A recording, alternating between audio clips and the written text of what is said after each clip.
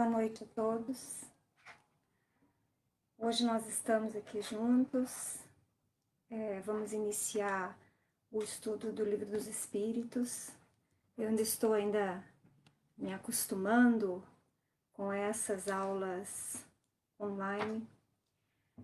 E eu gostaria então, nessa noite em que nós estamos iniciando esse estudo do Livro dos Espíritos, pedir a todos vocês que estarão aqui comigo nas próximas semanas, que nós elevemos o pensamento a Jesus em prece, rogando que o Divino Mestre nos auxilie naquilo de que nós necessitamos, para que tenhamos serenidade e para que tenhamos uma mente aberta, para que possamos raciocinar, para que possamos compreender os ensinamentos que os Espíritos nos trazem sobre a vida.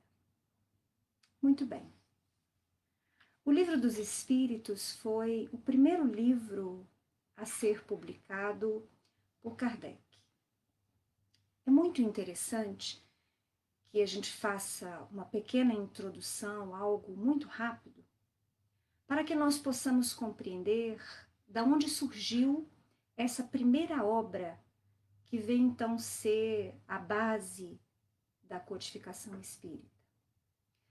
Nós não nos fixaremos em detalhes, principalmente de datas. Mas a verdade é que por volta do ano de 1848, iniciaram os primeiros fenômenos, ainda nos Estados Unidos da América, que começaram a chamar a atenção para algo inusitado, algo que até então as pessoas não tinham se atinado muito, ou porque a religião proibia, ou porque não eram muito ostensivos. Iniciando nos Estados Unidos da América os primeiros fenômenos espíritas, ou melhor, espirituais, nós vamos ver já em 1853 muitos salões, grandes salões, em Paris e em outras capitais da Europa, se divertindo, por assim dizer, com aqueles fenômenos que ninguém entendia muito bem o que era. Kardec, vale aqui então falar, já era a esse tempo um escritor, um pedagogo, um professor de renome, uma pessoa conhecida pela sua retidão, pela sua honestidade, pelo seu bom senso, que muitos vão falar que ele era o bom senso reencarnado.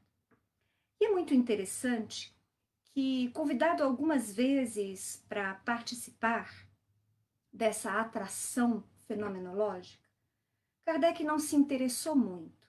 Ele era já um estudioso do magnetismo, desde Mesmer, e ele não achava lá grande interesse na simples movimentação de móveis ou em barulhos que se ouviam nas paredes, no chão, em qualquer lugar em que pessoas se reuniam para ouvir tais fenômenos.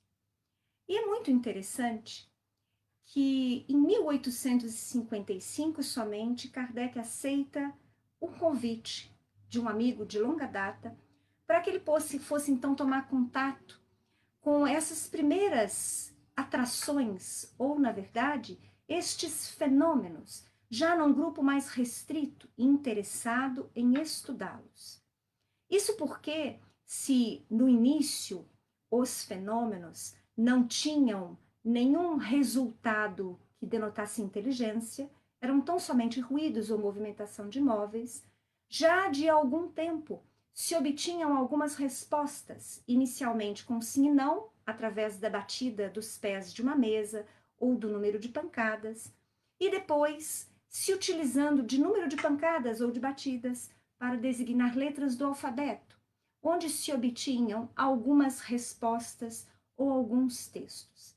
Então, quando o fenômeno muda dessa direção de tão somente um fenômeno material para um fenômeno inteligente, vários pesquisadores, pessoas de inteligência, começaram a estudá-lo. Porque quando esse fenômeno inteligente inicia, aquele que se prestava a fazer alguns daqueles movimentos se designou, quando questionado, como sendo um gênio, dando seu nome e as características da sua última vida. Então, esse grupo ao qual Kardec teve o primeiro contato era um grupo de pessoas interessadas não somente na atração, mas no estudo para compreender o que aquilo significava. E Kardec, nesse instante, tocado por uma imensa curiosidade, mas mais que isso, ele que era um homem muito inteligente, muito ponderado e que tinha se formado dentro de uma educação positivista, então não era um crente qualquer, mas era alguém que costumava analisar detalhadamente, criteriosamente aquilo que lhe chegava às mãos.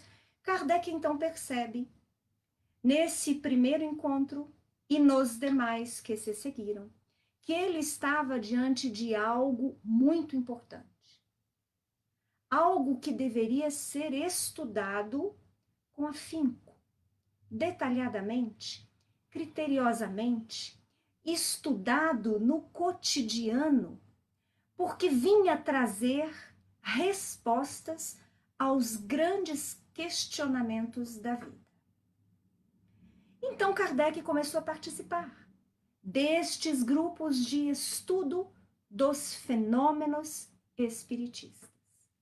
E ele foi percebendo, primeiro, que aquilo, no primeiro momento, comprovava definitivamente a continuidade da vida, porque os relatos eram muito detalhistas e não raro havia relatos, comunicações de espíritos que eram conhecidos daqueles que participavam dos estudos, familiares, pessoas queridas, que vinham dar detalhes daquilo que tinham vivido no plano físico e o resultado que tinham colhido após a morte do corpo físico.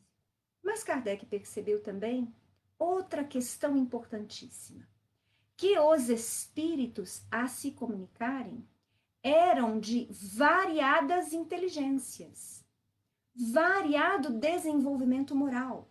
Vinham eles de todas as classes sociais, de classes variadas intelectuais, homens e mulheres, jovens, maduros ou idosos.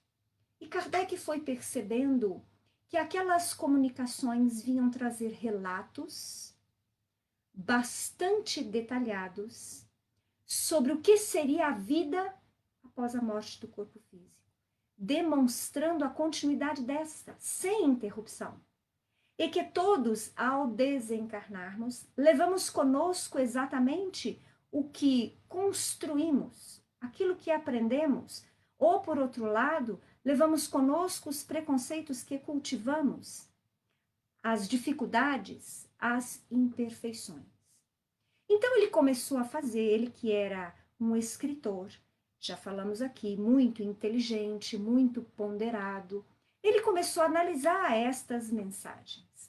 E em determinada altura ele recebeu algumas comunicações que foram reafirmadas pelo Espírito Verdade, de que ele deveria dedicar-se ao estudo profundo de todo o material que lhe chegasse, ou seja, de todas essas comunicações das variadas partes do mundo, e que nesse estudo ele deveria preparar uma codificação, porque ele seria então aquele que deveria formar esta nova ciência e filosofia. E Kardec então inicia, ou melhor, dá continuidade ao seu estudo. O fruto primeiro deste estudo é o que nós vamos estudar nesses 3 dias na semana, meia horinha só. Deu, então, ensejo a publicação em 1857 da primeira versão do Livro dos Espíritos, que continha menos questões e que depois foi revisado por Kardec com auxílio dos Espíritos, apresentando, então, novamente a nova versão que conhecemos hoje com mais de 1000 questões e respostas. Mas Kardec fez questão de afirmar alguns pontos sobre essa obra. Primeiro, ele não era o autor. Ele havia sido somente o codificador, ou seja, aquele que estudou e que realizou uma pesquisa profunda, separando as questões que apresentavam soluções universalistas, ou seja, ensinamentos que todos os grupos compartilhavam, que a maior parte dos espíritos que demonstravam superioridade moral e intelectual afirmaram. E ele fez então a compilação destas lições, dividindo-as em questões, dividindo-as em capítulos e questionando novamente os espíritos, enviando as questões para centenas de grupos de estudo e depois recebendo as respostas e fazendo a análise comparativa de cada uma delas, dando então, em 1857, o Livro dos Espíritos na sua primeira publicação. Mas outra coisa Kardec também afirmou, que ele, em nenhum momento, nem ele nem os espíritos superiores responsáveis por esta codificação, estavam entendendo que esgotariam os assuntos. Ou seja, o Livro dos Espíritos era a base de um estudo que deveria se estender ao longo de milênios, porque envolvia a própria evolução e aprendizado do espírito imortal que somos. Kardec e os espíritos deixaram muito claro que, enquanto encarnados, nós experienciamos para aprender. E ao desencarnarmos, continuamos vivendo para aprender. Até que consigamos alcançar o objetivo para o qual fomos criados, que é a perfectibilidade relativa, porque o Pai assim quis que fosse. Então, feita essa primeira introdução, pequena introdução, nós vamos começar então no Livro dos Espíritos. Aqueles que gostarem poderão acompanhar os nossos estudos com o seu livro próprio, valendo dizer, inclusive, que na internet vocês podem encontrar o Livro dos Espíritos disponibilizado pela FEB em PDF gratuitamente. Mas não é obrigatório seguir com o livro em mãos. Aqueles que puderem compartilhar comigo o estudo nos próximos dias e nas próximas semanas verão que a minha intenção é ir de questão em questão, parando naquelas mais importantes, passando um pouco mais de leve, mais rápido naquelas que forem mais simples ao entendimento de cada um de nós. Mas antes de colocarmos a primeira questão para vocês, eu gostaria de fazer um adendo. Quando Kardec se esmerava na sua pesquisa, comparando infinitas comunicações, analisando cada um dos relatos dos espíritos desencarnados, aqueles que se diziam felizes, aqueles que se diziam infelizes, aqueles que tinham amor e aqueles que ainda odiavam, ele percebeu que toda essa consequência, ou seja, o resultado da felicidade ou da infelicidade, da situação em que nos encontraremos no plano espiritual, tinha profunda ligação em seu aspecto moral com as lições de Jesus. É por isso que uns defendem ainda hoje que o Espiritismo seja somente uma ciência filosófica, mas outros compreendem que esta ciência filosófica tem a sua estrutura moral no Evangelho de Jesus. E por isso nós a consideramos também uma religião. Era para ser, segundo a vontade de Kardec, uma ciência filosófica que pudesse ser compreendida por todos os homens, de todas as religiões, em todos os continentes do mundo.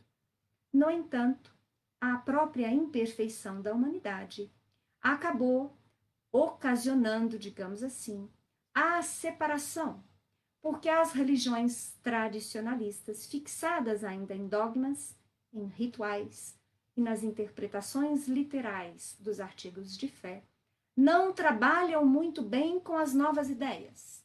Então, talvez seja preciso ainda alguns milênios, ou, na melhor das hipóteses, mais alguns séculos, para que o Espiritismo, como ciência, possa ser compreendido pelas demais religiões, porque ele não será a religião do futuro. Eu creio particularmente que no futuro, numa terra do terceiro milênio, numa terra como mundo de regeneração, nós todos que aqui nos encontramos, não necessitaremos mais das religiões, porque compreenderemos os desígnios do Pai, os nossos deveres a cumprir, já teremos consciência profunda de quem somos e, principalmente, já teremos compreendido a felicidade que é amar e servir. Então, o Espiritismo fala de Jesus. Não traz absolutamente nenhuma lição moral nova ou que discorde das lições imortais do Mestre. E talvez, justamente por isso, porque também é essa uma questão que toca a todos os homens, Kardec inicia a primeira questão perguntando aos espíritos: que é Deus?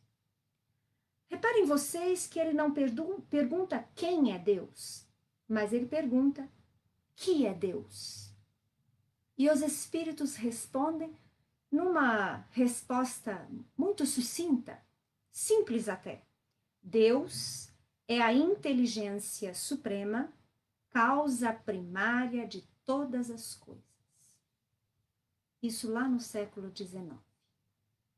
E nessa primeira questão, todo um mundo de conclusões novas se abriu às nossas mentes e aos nossos corações. Neste instante, o Espiritismo se desvencilhava da crença no antropomorfismo. Ou seja, nós nos desvencilhávamos daquele entendimento da crença de que Deus é um senhor barbado, sentado num trono, ditando regras e condenando, premiando uns à direita, condenando à eternidade aqueles que ele retira para a esquerda. No Espiritismo, nós compreendemos que este Deus, feito à semelhança do homem, não existe. Deus é a inteligência suprema, causa primária de todas as coisas. É muito interessante que para Leon Denis, que foi contemporâneo de Kardec e escreveu livros profundos dentro da doutrina espírita, para Leon Denis a ideia de Deus se afirma e se impõe fora e acima de todos os sistemas, de todas as filosofias, de todas as crenças. Ou seja, independente da leitura religiosa que façamos, independente da crença que defendamos, verdade é que Deus se encontra lá em nosso mais profundo ser. E ele se encontra acima de todas as denominações religiosas, por assim dizer. Porque vamos percebendo, ao buscar olhar melhor para Deus, que, na verdade, mudam-se os nomes. Mas aquelas que são as características do Pai, estas permanecem todas quase iguais em se analisando, digamos assim, as religiões de todo o planeta. Mas Leon Denis também afirma: Deus é maior que todas as teorias e todos os sistemas. Deus é soberano a tudo. O ser divino escapa a toda a denominação e a qualquer medida. E se lhe chamamos Deus, é por falta de um nome maior. Assim o disse Victor Hugo. Continua ainda Leon Denis. A questão sobre Deus é a mais grave de todos os problemas suspensos sobre nossas cabeças e cuja solução se liga de maneira restrita, imperiosa, ao problema do ser humano e do seu destino, ao problema da vida individual e da vida social. Nós vamos percebendo, ao fazermos uma viagem rápida pela humanidade e pelo caminhar, pela evolução da civilização, que a compreensão de Deus vai se alargando, vai se ampliando com o texto, à medida que o homem evolui, e evolui intelectualmente e moralmente. É por isso que essa imagem de um senhor barbado sentado num trono falava de maneira lógica, digamos assim, ou não nos levava a grandes questionamentos na Idade Média, nos séculos atrasados que já atravessamos. E, no entanto, hoje, essa mesma figura de um senhor barbado sentado num trono já não apresenta tanta lógica, porque já não apresenta respostas, digamos assim, satisfatórias aos questionamentos do homem de hoje, que pregam a igualdade entre as criaturas, que pregam que a cor da pele não significa diferença alguma, que pregam que as raças também não apresentam nenhuma diferença de inteligência ou de conhecimento pré ou anterior, só por conta do corpo físico que se tem. Hoje nós defendemos, na certeza de direitos, que todos somos iguais. E se todos somos iguais, aquele Deus que define que vivamos uma única vida e dela colhamos a eternidade no céu ou a eternidade no inferno, esse Deus já não apresenta resposta satisfatória às nossas questões de justiça e de igualdade. Nós vamos percebendo que por mais que as religiões tradicionais se aferrem a dogmas e às interpretações literais, mesmo elas acabam se rendendo, não raro, a alguma evolução por conta destes questionamentos do homem. Porque o homem, ser inteligente, naturalmente questiona. Nós não fomos criados para estagnarmos, nem intelectualmente e nem moralmente. Há um movimento constante do ser. Há, inclusive, um movimento constante em todo o universo. Para o que quer que olhamos, há movimento. No macrocosmo, ou seja, no universo, nas constelações, nas galáxias, nos sistemas, há movimento. No microcosmo, também há movimento. As células, as moléculas e, finalmente, os átomos. Nós percebemos um constante movimento. E diante destes fatos que a ciência vem estudando, naturalmente também a ciência vai modificando lentamente seus conceitos. Hoje, vários ramos da ciência, ou melhor, cientistas de alguns ramos da ciência, já têm uma visão diferenciada de Deus. Ao contrário daquela ciência mais tradicional, mecanicista e materialista, que negava a existência de um ser responsável pela criação.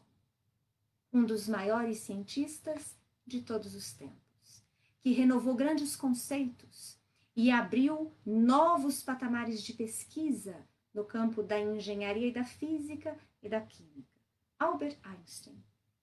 Ele diz: minha religião consiste em humilde admiração do espírito superior e ilimitado que se revela nos menores detalhes que podemos perceber em nossos frágeis e incertos espíritos. Essa convicção, profundamente emocional, na presença de um poder racionalmente superior que se revela no incompreensível universo, é a ideia que faço de Deus.